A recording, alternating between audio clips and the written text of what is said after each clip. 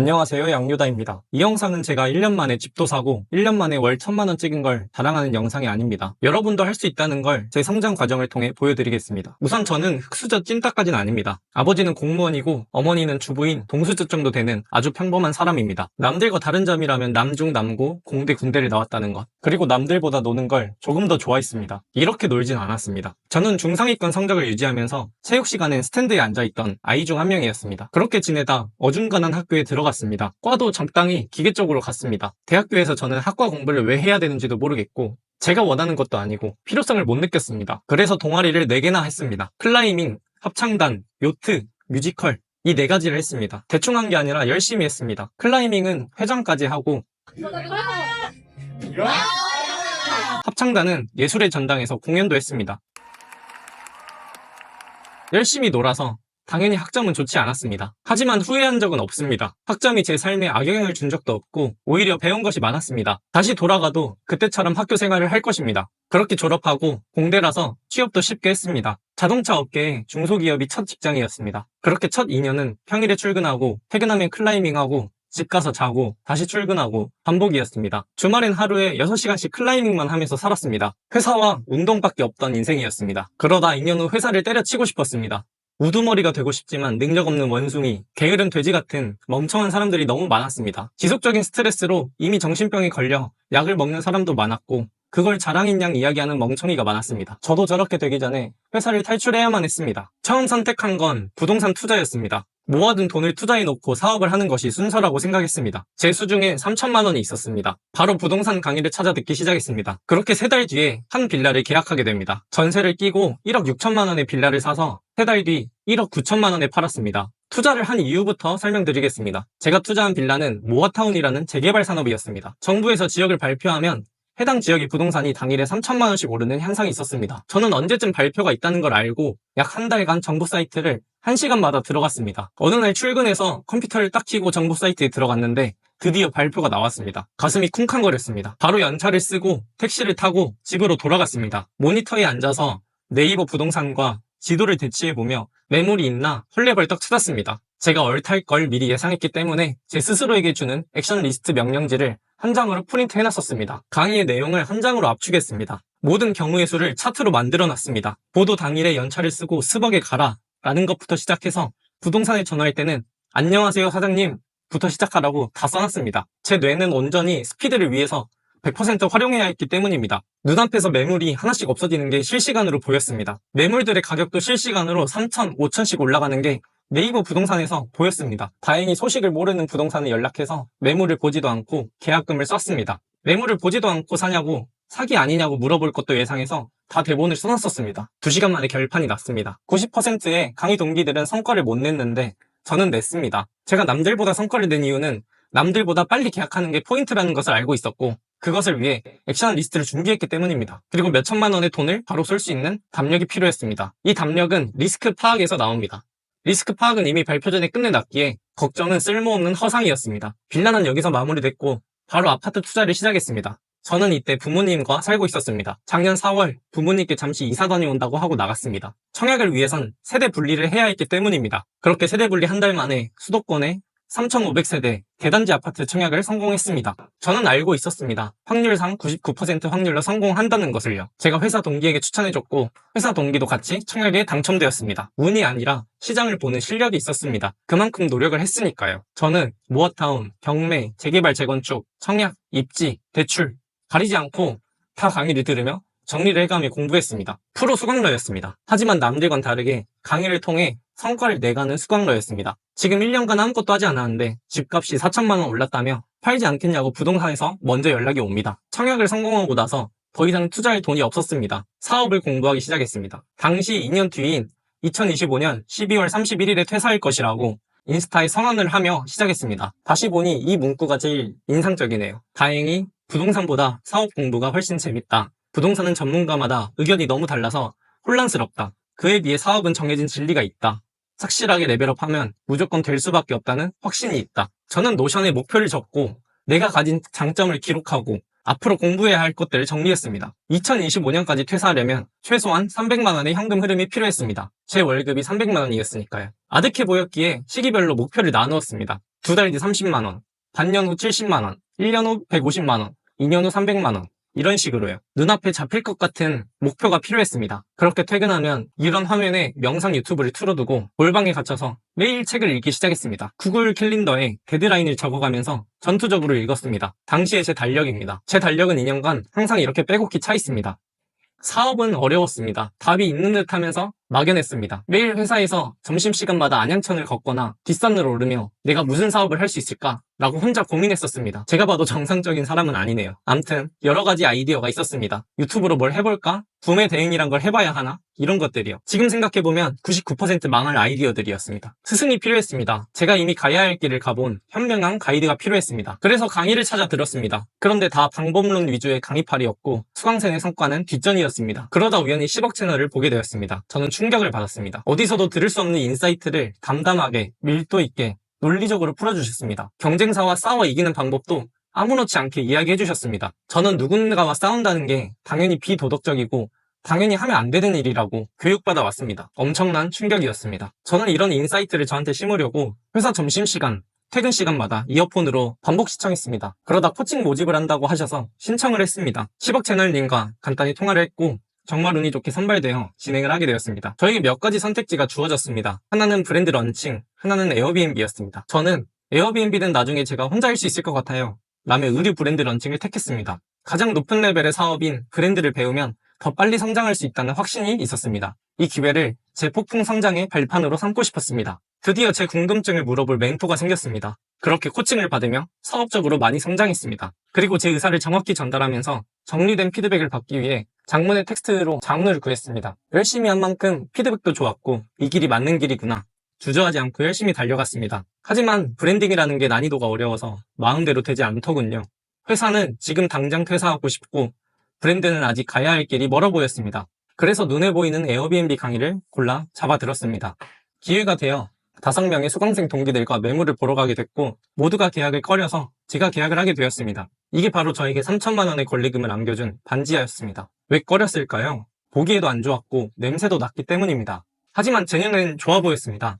왜냐하면 돈이라는 관점으로 접근했기 때문입니다. 돈을 벌기 위해서 하는 일이니 돈을 기준으로 생각했습니다. 이미 매물을 보기 전에 수익 분석을 했습니다. 최소 80만원, 최대 150만원 정도는 나오겠네? 라는 판단이 됐습니다. 매물 임장은 거기에 방해되는 크리티컬한 하자가 있는지만 확인했습니다. 없었습니다. 기존에 부동산 투자를 하며 당연히 매물은 썩어 있다 라고 학습했던 게 도움이 되었습니다. 이 숙소를 운영하기 시작했고 작년 12월 말에 오픈했습니다. 1, 2, 3월 모두 예약률이 100%였습니다. 브랜드를 먼저 도전했기 때문에 에어비앤비 같은 부업은 너무너무 쉬웠습니다. 다른 파이프라인과 수익을 합치면 벌써 제 퇴사 목표치를 넘었습니다. 사업 시작 1년 만의 일입니다. 하는 일들이 많아져서 퇴사를 고려하게 됐습니다. 시간을 더 확보해야 했습니다. 퇴사를 하기 위해 고려해야 할 것들을 고민했습니다. 글을 쓰며 제 고민을 정리해봤습니다. 부동산 대출이 문제였습니다. 해결 방법을 찾기 위해 은행과 대출 상담사에게 자문을 구했습니다. 그리고 문제를 해결했습니다. 바로 당일에 선임에게 퇴사하겠다고 말했고 퇴사를 했습니다. 거기가 제 첫 직장이자 마지막 직장이 되었습니다. 다들 물어봤습니다. 어떻게 바로 그렇게 퇴사하냐고. 걱정되지 않느냐고. 저는 논리적으로 제 리스크를 파악했고 약간의 두려움은 막연한 허상이었습니다. 이걸 인지하면 전혀 두렵지 않았습니다. 걱정조차 되지 않았습니다. 오히려 퇴사하길 잘했다는 확신의 반복이었습니다. 우선 현금 흐름이 돌기 때문입니다. 자동으로 들어오는 수익이 하방을 너무 안정적으로 받쳐주었습니다. 그리고 여러 부업과 사업을 접하며 느꼈습니다. 에어비앤비가 진짜 제일 쉬운 부업이라고. 제가 성과를 내니 주변에서 연락이 오기 시작했습니다. 저는 워낙에 사람을 좋아하는 편이라 다 알려줬습니다. 따로 카페에 불러서 과외도 해주고 고등학생 동창한테 이거 진짜 쉽다고 한 달만 해보면 무조건 성과 난다고 강요까지 했습니다. 하지만 다들 하지 않더라고요. 혹은 깔짝대다가 포기했습니다. 절박하지 않거나 스스로 뭘 이루는데 락이 걸려있는 느낌이었습니다. 너니까 되지 난 회사나 다닐란다 라고 하는 사람도 있었습니다. 저는 정말 이러면 할 말이 없어지고 너무너무 답답합니다. 조금만 진짜 조금만 노력하고 현실에서 다른 걸 잠깐만 포기하면 인생의 방향이 달라지는데 왜 하지 않는지 이해가 되질 않습니다. 직업으로 자아실현을 하는 친구들도 아닙니다. 회사 욕만 해가며 노예처럼 사는 친구들입니다. 설국열차에 꼬릭한 꼬마처럼 회사의 인간 부품이었습니다. 제가 그랬습니다. 그러면 부품을 탈출할 생각을 해야 된다고 저는 생각합니다. 그런데 그게 되겠어? 시도조차 하지 않습니다. 저는 슬프게도 친구들과 점점 멀어지게 됩니다. 사고하는 방식이 많이 달라졌기 때문입니다.